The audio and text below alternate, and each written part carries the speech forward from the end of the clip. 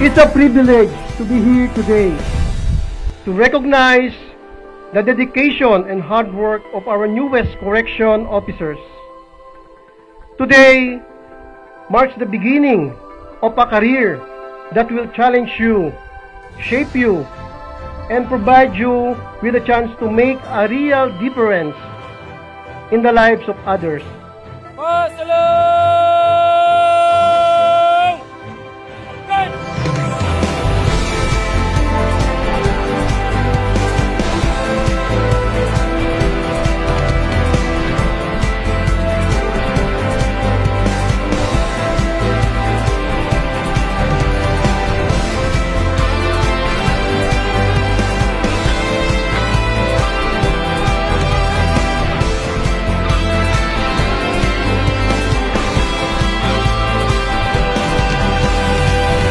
Kitang-kita ko po gaano kasaya ang inyong mga mahal sa buhay nang malapitan at haggang kayo kanina.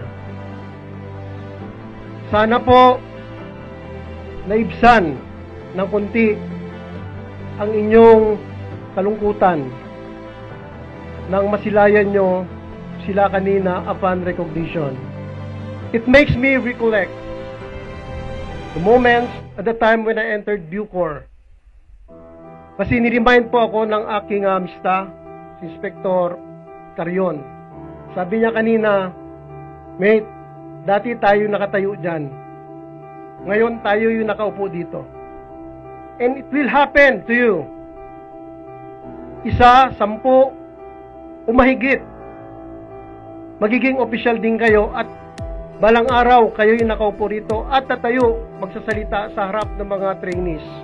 Ang araw na ito ay isang mahalagang yugto sa buhay ng ating trainees, isang patunay na ang kanilang pagsusumikap, tapang at dedikasyon na magsilbi sa bayan.